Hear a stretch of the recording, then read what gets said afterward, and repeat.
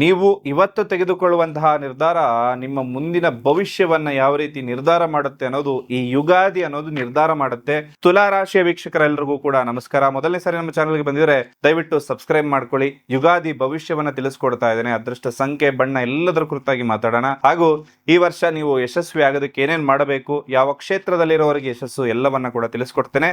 ಹಾಗೆ ಸಬ್ಸ್ಕ್ರೈಬ್ ಮಾಡದೆ ವಿಡಿಯೋವನ್ನ ನೋಡ್ತಾ ಇರುವಂತವರು ಸಬ್ಸ್ಕ್ರೈಬ್ ಮಾಡ್ಕೊಳ್ಳಿ. ಹಾಗೆ ಪಕ್ಕದಲ್ಲಿರುವ ಬೆಲ್ ಐಕಾನ್ ಕೂಡ ಕ್ಲಿಕ್ ಮಾಡ್ಕೊಳ್ಳಿ ಅಂತ ಹೇಳ್ತಾ ವಿಶೇಷವಾಗಿರ್ತಕ್ಕಂಥದ್ದು ತುಲಾ ರಾಶಿ.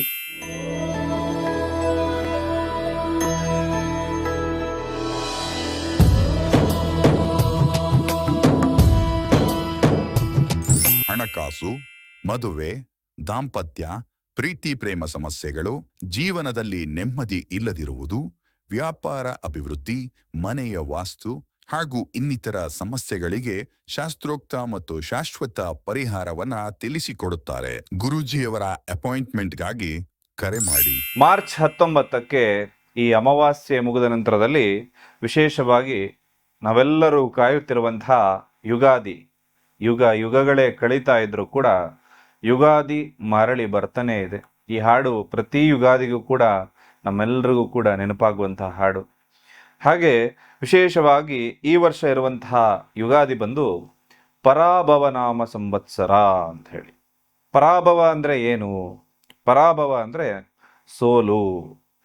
ನಮ್ಮ ಶಾಸ್ತ್ರ ಅಥವಾ ಗತ ಚರಿತ್ರೆಯನ್ನ ಹುಡುಕ್ತಾ ಹೋದ್ರೆ ಈ ಪರಾಭವನಾಮ ಸಂವತ್ಸರ ಏನು ಹೇಳುತ್ತೆ ಅಂದ್ರೆ ಭಯಂಕರವಾದ ಅಪಮಾನ, ಅವಮಾನಗಳು ಅಂತ ತೋರಿಸುತ್ತೆ.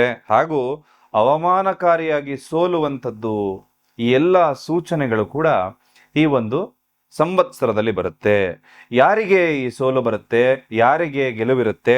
ಯಾಕಂದ್ರೆ ಒಬ್ರು ಸೋಲಬೇಕಾದ್ರೆ ಇನ್ನೊಬ್ರು ಗೆಲ್ಲಲೇಬೇಕು. ಹಾಗಾಗಿ ಈ ಸೋಲು ಯಾರಿಗೆ, ಯಾರಿಗೆ ಈ ಗೆಲುವು ಅಂತಕ್ಕಂಥದ್ದನ್ನ ಪರಿಪೂರ್ಣವಾಗಿ ತಿಳಿಸ್ಕೊಡ್ತೇನೆ. ಜೊತೆಯಲ್ಲಿ ಈ ವರ್ಷ ಅಂದ್ರೆ ಈ 2026ರಲ್ಲಿ ರಾಜನಾಗಿರ್ತಕ್ಕಂಥದ್ದು ಗುರುಗ್ರಹ ಆಗಿರುತ್ತೆ. ಹಾಗೂ ಮಂತ್ರಿಯ ಸ್ಥಾನದಲ್ಲಿ ಕುಜಗ್ರಹ ಇರುತ್ತೆ. ಅಧಿಪತಿ ಅಂದ್ರೆ ಕಮಾಂಡಿಂಗ್ ಕೊಡ್ತಕ್ಕಂತಹ ಕಮಾಂಡರ್ ಒಂದು ಕೇತು ಇರುತ್ತೆ. ನಿಮ್ಗೆಲ್ರಿಗೂ ಗೊತ್ತಿರುವ ಹಾಗೆ ಕೇತು ಗ್ರಹಕ್ಕೆ ತಲೆ ಅನ್ನೋದಿರೋದಿಲ್ಲ. ಅವನು ಯಾವ ತರ ಬೇಕೋ ಆ ರೀತಿ ನಿರ್ಧಾರ ತೆಗೆದುಕೊಳ್ತಾ ಇರ್ತಾನೆ. ಈಗ ಮುಖ್ಯವಾಗಿ ಅಮೇರಿಕ ಒಂದು ದೇಶವಾಗಿ ನಾವು ನೋಡುವಾಗ ಅಲ್ಲಿ ಕೂತಿರ್ತಕ್ಕಂತಹ ಒಬ್ಬ ಪ್ರೆಸಿಡೆಂಟ್ ಏನಿರ್ತಾನೆ, ಅವನು ತುಘಲಕ್ ದರ್ಬಾರನ್ನ ನಡೆಸ್ತಾ ಇರುವಂಥದ್ದು ತಾವೆಲ್ಲರೂ ಕೂಡ ಗಮನಿಸ್ತಾ ಇದ್ದೀರಿ. ಹಾಗೆ ಈ ಕಮಾಂಡರ್ ಕೇತು ಇರೋದ್ರಿಂದ ಈ ವರ್ಷ ಪೂರ್ತಿ ಸ್ಥಿರತೆ ಅಂತಕ್ಕಂಥದ್ದನ್ನ ನಾವು ನಿರೀಕ್ಷೆ ಮಾಡೋದಕ್ಕೆ ಬಹಳ ಕಷ್ಟ ಆಗುತ್ತೆ. ಹಾಗೂ ಈ ವರ್ಷ ಗ್ರಹಗಳ ಸಂಯೋಗ ಇರತಕ್ಕಂಥದ್ದು ಏನಿದೆ, ಏಪ್ರಿಲ್ನಿಂದ ಜುಲೈ ತಿಂಗಳವರೆಗೂ ಈ ಸಂದರ್ಭದಲ್ಲಿ ಕಾಲಸರ್ಪ ಯೋಗ ಬರ್ತಾ ಇದೆ. ಅಂದ್ರೆ ಈ ಸಂದರ್ಭದಲ್ಲಿ ಯಾರ್ಯಾರು ಹುಟ್ಟತಾ ಇರ್ತಾರೋ ಅವರೆಲ್ಲರ ಜಾತಕದಲ್ಲೂ ಕೂಡ ಈ ಯೋಗ ಇರುತ್ತೆ. ಜೊತೆಯಲ್ಲಿ ಸೆಪ್ಟೆಂಬರ್ 19ರಿಂದ ಅಕ್ಟೋಬರ್ 30ರವರೆಗೂ ಕೂಡ ಕರ್ಕಾಟಕ ರಾಶಿಯಲ್ಲಿ ಕುಜ ಮತ್ತು ಗುರು ಸಂಯೋಗ ಆಗ್ತಕ್ಕಂಥದ್ದು. ನವೆಂಬರ್ ಮತ್ತು ಡಿಸೆಂಬರ್ ಈ ತಿಂಗಳುಗಳಲ್ಲಿ ಸಿಂಹ ರಾಶಿಯಲ್ಲಿ ಕುಜಸ್ತಂಭನ ಯೋಗ ಕೂಡ ಬರ್ತಾ ಇದೆ. ಹಾಗೂ ಗುರು ಗ್ರಹ ಬಹಳ ವಿಶೇಷವಾದಂತಹ ಗ್ರಹ. ಎಲ್ಲರೂ ಕಾಯುವಂಥದ್ದು ಗುರುಬಲ ಬರಲಿಕ್ಕೆ.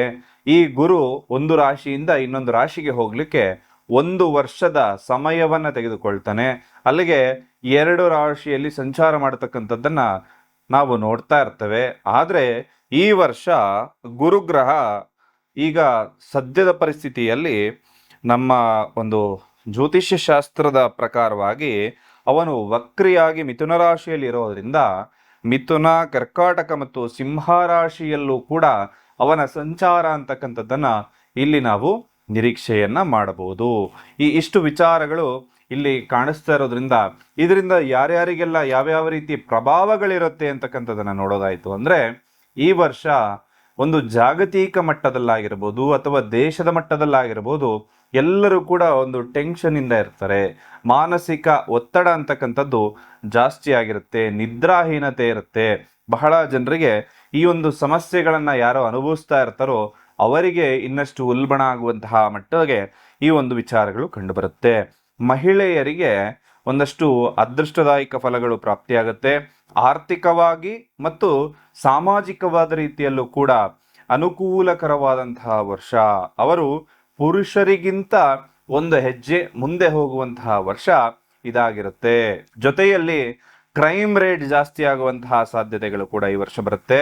ಅನೇಕ ರೀತಿಯ ಕ್ರೈಮ್ಗಳು, ಹೊಸ ಹೊಸ ರೀತಿಯ ಕ್ರೈಮ್ಗಳನ್ನ ಈ ವರ್ಷ ನೀವು ನೋಡಬಹುದು. ಹಾಗಾಗಿ ಬಹಳಷ್ಟು ಎಚ್ಚರಿಕೆಯಿಂದ ತಾವೆಲ್ಲರೂ ಇರಬೇಕಾಗತ್ತೆ. ಮಾಧ್ಯಮದಲ್ಲಿ, ಸೋಷಿಯಲ್ ಮೀಡಿಯಾದಲ್ಲಿ ಒಂದಷ್ಟು ಸುಳ್ಳು ಸುದ್ದಿಗಳು ಬರುವಂತದ್ದಾಗುತ್ತೆ.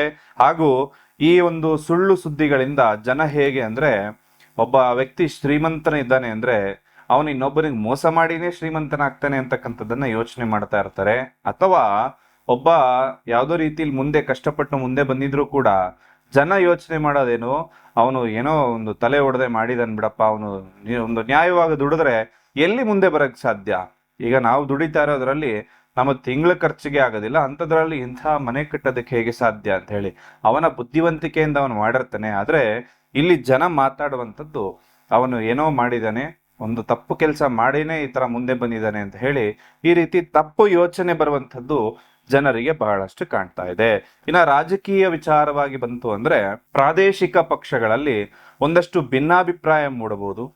ಇದರಿಂದಾಗಿ ಒಂದು ಸಮ್ಮಿಶ್ರ ಸರ್ಕಾರ ಯಾವ್ದಾದ್ರು ನಡೀತಾ ಇತ್ತು ಅಂದ್ರೆ ಅದು ಬಿಟ್ಟು ಅಥವಾ ಅದರಲ್ಲಿ ಏಟು ತಿಂದು ಆ ಒಂದು ಮತ್ತೆ ಎಲೆಕ್ಷನ್ ಆಗುವಂತಹ ಸಂದರ್ಭದವರೆಗೂ ಕೂಡ ಹೋಗುವಂತಹ ಲಕ್ಷಣಗಳು ಬರುತ್ತೆ. ಇದು ಯಾವುದೇ ರಾಜ್ಯದಲ್ಲೂ ಆಗಿರಬಹುದು.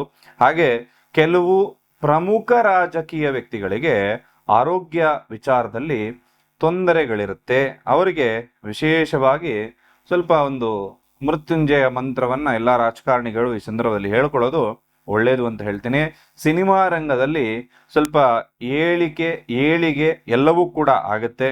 ಹಾಗೂ ದಕ್ಷಿಣ ಭಾರತದಲ್ಲಿ ಇರ್ತಕ್ಕಂತಹ ನಟರು ಎಲ್ರಿಗೂ ಕೂಡ ವಿಶೇಷವಾಗಿ ಶುಭ ಸಮಯ ಅಂತ ಹೇಳ್ತಾನೆ. ಹಾಗೂ ಜೈಲು ಶಿಕ್ಷೆ ಬಗ್ಗೆ ಹೇಳೋದಾಯ್ತು ಅಂದ್ರೆ ಸ್ವಲ್ಪ ಒಂದಷ್ಟು ರಾಜಕಾರಣಿಗಳಿಗೆ ಜೈಲಾಗುವಂತಹ ಸಂದರ್ಭಗಳು ಕೂಡ ಬರುತ್ತೆ. ಇನ್ನು ನೈಸರ್ಗಿಕವಾಗಿ ನಮ್ಮ ಒಂದು ವಿಚಾರವನ್ನ ನೋಡೋದಾಯ್ತು ಅಂದ್ರೆ ಸ್ವಲ್ಪ ಬಸ್ ಅಪಘಾತಗಳಾಗ್ಬೋದು, ಅಗ್ನಿ ಅವಘಡಗಳಾಗುವಂಥದ್ದು ಅಥವಾ ಜ್ವಾಲಾಮುಖಿ ಸ್ಫೋಟ ಆಗುವಂತಹ ವರ್ಷ ಇದಾಗಿರುತ್ತೆ. ಎತ್ತರದ ಪ್ರದೇಶ ಅಥವಾ ಕಣಿವೆ ಪ್ರದೇಶದಲ್ಲಿರುವಂಥವರು ಪ್ರವಾಸಕ್ಕೆ ಹೋಗಬೇಕಾದ್ರೆ ನೀವು ಎಚ್ಚರಿಕೆಯಿಂದ ಇರಬೇಕಾಗತ್ತೆ. ಇನ್ನು ನದಿಗಳ ಬಗ್ಗೆ ಹೇಳಬೇಕು ಅಂದ್ರೆ ನದಿಗಳೆಲ್ಲವೂ ಕೂಡ ತುಂಬಿ ಹರಿಯುವಂತಹ ಸಾಧ್ಯತೆ ಬರುತ್ತೆ. ಬಂಗಾರ ಮತ್ತು ಬೆಳ್ಳಿ ಈಗ ಬಹಳಷ್ಟು ಎತ್ತರಕ್ಕೆ ಹೋಗಿ ಬಿದ್ದಿದೆ, ಚಿನ್ನ ಬೆಳ್ಳಿ ಎಲ್ಲವೂ ಕೂಡ. ಇನ್ನು ಈ ವರ್ಷದ ಕೊನೆಯ ಹಂತದಲ್ಲಿ ಚಿನ್ನದ ಬೆಲೆ ಮತ್ತಷ್ಟು ಏರಿಕೆ ಆಗುವಂತಹ ಸಾಧ್ಯತೆಗಳು ಬರುತ್ತೆ. ಈ ವಿಚಾರ ಎಲ್ಲವನ್ನ ತಿಳಿಸ್ತಾ ಇರುವಂಥದ್ದು ಕೇವಲ ನಿಮ್ಮ ಮಾಹಿತಿಗಾಗಿ ಮಾತ್ರ. ಜೊತೆಯಲ್ಲಿ ಪರಿಹಾರಗಳನ್ನ ಕೂಡ ತಿಳಿಸ್ಕೊಡ್ತಾ ಇದ್ದೇನೆ. ಹಣಕಾಸಿನ ವ್ಯವಹಾರವನ್ನ ಮಾಡುವಾಗ ಎಗ್ರಿಮೆಂಟ್ ಇಲ್ಲದೆ ಈ ವರ್ಷ ಯಾವುದೇ ಕೂಡ ಕೆಲಸವನ್ನ ಮಾಡಬೇಡಿ. ಕೊಟ್ಟ ಹಣ ವಾಪಸ್ ಬರೋದು ಡೌಟ್ ಇರುತ್ತೆ. ಹಾಗೂ ಬಣ್ಣದ ಬಳಕೆ, ನೀವು ನಿಮ್ಮ ರಾಶಿಗೆ ಅನುಗುಣವಾಗಿರ್ತಕ್ಕಂತಹ ಬಣ್ಣವನ್ನ ಬಳಸಬೇಕು. ಈ ವರ್ಷ ಹಳದಿ ಬಣ್ಣ ಶ್ರೇಷ್ಠವಾದಂತಹ ಬಣ್ಣ ಆಗಿರುತ್ತೆ. ದೇವತಾ ದರ್ಶನದ ಬಗ್ಗೆ ಹೇಳೋದಾಯ್ತು ಅಂದ್ರೆ ಈ ವರ್ಷ ಯಥೇಚ್ಛವಾಗಿ ದೇವರ ದರ್ಶನ ಮಾಡುವಂತಹ ಯೋಗಗಳು ತಮಗೆಲ್ರಿಗೂ ಕೂಡ ಪ್ರಾಪ್ತಿಯಾಗತ್ತೆ. ಇನ್ನ 50 ವರ್ಷ ಮೇಲ್ಪಟ್ಟವರು ಯಾರೇ ಇದ್ರೂ ಕೂಡ ಕಾಲು ಜಾರಿ ಬೀಳುವಂತಹ ಸಾಧ್ಯತೆ ಇರುತ್ತೆ. ಸ್ವಲ್ಪ ನಡಿಬೇಕಾದ್ರೆ, ಸ್ಲಿಪ್ಪರಿ ಜಾಗದಲ್ಲಿ ಹೋಗ್ಬೇಕಾದ್ರೆ ಎಚ್ಚರಿಕೆಯಿಂದ ಇರೋದು ಶುಭವನ್ನ ನಿಮಗೆ ತಂದು ಕೊಡುತ್ತೆ. ನಿಮ್ಮ ಜೀವನದಲ್ಲಿ ಎಷ್ಟು ಪ್ರಯತ್ನ ಮಾಡಿದ್ರೂ ಕೂಡ ಫಲ ಸಿಗ್ತಾ ಇಲ್ಲ. ಹಣ ಬರುತ್ತೆ, ಆದ್ರೆ ಕೈಯಲ್ಲಿ ಉಳಿತಾ ಇಲ್ಲ. ಒಂದು ತಪ್ಪಿದ್ರೆ ಇನ್ನೊಂದು ಸಮಸ್ಯೆ ಆಗ್ತಾನೆ ಇರುತ್ತೆ. ಎಲ್ಲೋ ವಿಚಾರದಲ್ಲೂ ಕೂಡ ಅಡೆತಡೆಗಳೇ ಆಗ್ತಾ ಇದೆ. ಮನಸ್ಸಿಗೆ ಶಾಂತಿ ಇಲ್ಲ ಅನ್ನೋ ಭಾವನೆ ನಿಮ್ಮನ್ನ ಕಾಡ್ತಾ ಇದ್ರೆ, ನೀವು ಎಷ್ಟೇ ಶ್ರಮ ವಹಿಸಿ ಕೆಲಸ ಮಾಡಿದ್ರೂ ಕೂಡ ನಿಮಗೆ ಫಲ ಸಿಗ್ತಾ ಇಲ್ಲ ಅಂದ್ರೆ ಇದಕ್ಕೆ ಕಾರಣ ಏನು ಅಂದ್ರೆ ನಿಮ್ಮ ಎನರ್ಜಿಯಲ್ಲಿ ಸಪೋರ್ಟ್ ಇಲ್ಲದೆ ಇರುವಂತದ್ದು. ವೇದ ಜ್ಯೋತಿಷ್ಯದ ಪ್ರಕಾರ ಪ್ರತಿ ರಾಶಿಗೂ ಕೂಡ ನಿರ್ದಿಷ್ಟ ಶಕ್ತಿಯ ರತ್ನಗಳನ್ನು ಹಾಕೋಬೇಕು. ಅವನ್ನ ಸರಿಯಾದ ವಿಧಾನದಲ್ಲಿ ಧರಿಸೋದ್ರಿಂದ ಜೀವನದ ದಿಕ್ಕೇ ಬದಲಾಗುತ್ತೆ. ಇದು ಸ್ಪಿರಿಚುವಲ್ ಕ್ರಿಸ್ಟಲ್ಗಳಾಗಿರುತ್ತೆ, ಸಾಮಾನ್ಯ ಆಭರಣಗಳಲ್ಲ. ನಿಮ್ಮ ರಾಶಿಗೆ ಅನುಗುಣವಾಗಿ ಆಯ್ಕೆ ಮಾಡಿದ ನ್ಯಾಚುರಲ್ ಕ್ರಿಸ್ಟಲ್ ಮಣಿಗಳಿದಾಗಿರುತ್ತೆ. ಇದು ಹಣಕಾಸಿನ ಅಡೆತಡೆಗಳನ್ನ ದೂರ ಮಾಡುತ್ತೆ. ಅಷ್ಟ ದಿಕ್ಕಿನಿಂದ ನಕಾರಾತ್ಮಕ ಶಕ್ತಿಗಳನ್ನ ತಡೆದು ನಿಮಗೆ ರಕ್ಷಣೆಯನ್ನ ಕೊಡುತ್ತೆ. ದೈವ ಬಲವನ್ನ ಹೆಚ್ಚಿಸುತ್ತೆ, ಗುರುಬಲವನ್ನ ಹೆಚ್ಚಿಸುತ್ತೆ. ಇದು ಮ್ಯಾಜಿಕ್ ಅಲ್ಲ, ಇದು ಎನರ್ಜಿ ಅಲೈನ್ಮೆಂಟ್. ಈ ಮಣಿಗಳನ್ನ ಮುಖ್ಯವಾಗಿ ನಿಮ್ಮ ಹೆಸರಿನಲ್ಲಿ, ನಿಮ್ಮ ಮನೆ ದೇವರ ಹೆಸರಿನಲ್ಲಿ ಪ್ರಾಣ ಪ್ರತಿಷ್ಠಾಪನೆಯನ್ನ ಮಾಡಿ ನಿಮಗೆ ಕಳಿಸ್ಕೊಡಲಾಗುತ್ತೆ.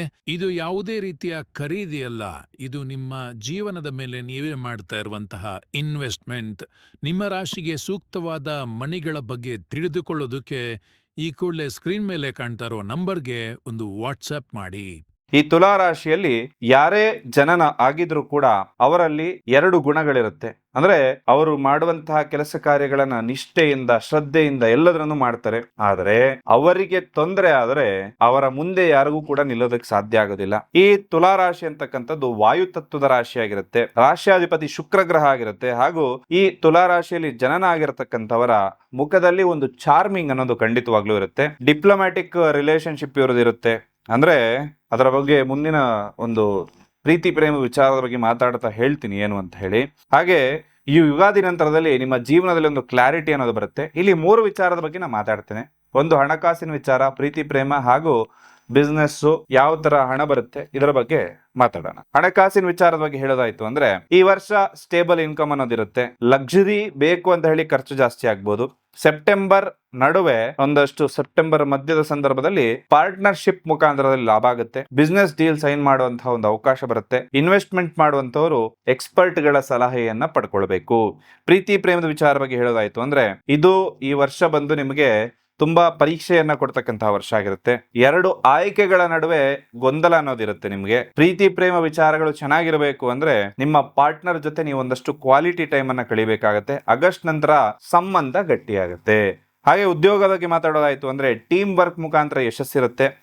Legal, fashion, arts, public relationship ಕ್ಷೇತ್ರದಲ್ಲಿರೋರಿಗೆ ಲಾಭದಾಯಕ ಫಲಗಳು ಪ್ರಾಪ್ತಿಯಾಗುತ್ತೆ. ಪ್ರಮೋಷನ್ ಚಾನ್ಸಸ್ ಬರುವಂತದ್ದು ಸೆಪ್ಟೆಂಬರ್ ನಂತರದಲ್ಲಿ ಬರುತ್ತೆ. ಇನ್ನು ಬಿಸ್ನೆಸ್ ಮಾಡುವಂತವರಿಗೆ ಕಸ್ಟಮರ್ಗಳು ಜಾಸ್ತಿ ಆಗುವಂತಹ ಸಂದರ್ಭ ಬರುತ್ತೆ, ಅಥವಾ ಒಬ್ಬರನ್ನ ನಂಬಿ ಹಣ ಕಳ್ಕೊಳ್ಳುವಂತಹ ಸಂದರ್ಭ ಕೂಡ ಬರುತ್ತೆ. ಸ್ವಲ್ಪ ಎಚ್ಚರಿಕೆಯಿಂದ ಇರಿ. ಕೊಲಾಬರೇಷನ್ ಅಂತ ಹೇಳಿ ಮಾಡ್ತಾರೆ ಈಗ, ಅದೆಲ್ಲ ಲಾಭದಾಯಕ ಫಲಗಳು ಕೊಡುತ್ತೆ. ಇನ್ನ ಎಚ್ಚರಿಕೆ ಅಂತಕ್ಕಂಥದ್ದು ಏನಂದ್ರೆ ಲೇಟ್ ಆಗಿ ಡಿಸಿಷನ್ ಅನ್ನ ಮಾಡಬೇಡಿ, ಬೇಗ ಡಿಸಿಷನ್ ತಗೊಳ್ಳಿ. ಕಿಡ್ನಿ ಮತ್ತು ಸ್ಕಿನ್ ಗೆ ಸಂಬಂಧಪಟ್ಟಂತಹ ಸಮಸ್ಯೆಗಳು ಈ ವರ್ಷ ಬರುತ್ತೆ. ಆರೋಗ್ಯದ ವಿಚಾರವಾಗಿ ಓವರ್ ಡಿಪೆಂಡೆನ್ಸ್, ಇನ್ನೊಬ್ಬರ ಮೇಲೆ ಡಿಪೆಂಡೆಂಟ್ ಆಗೋದು ಬೇಡ, ಅದರಿಂದಾಗಿ ತೊಂದರೆಗಳಾಗುತ್ತೆ.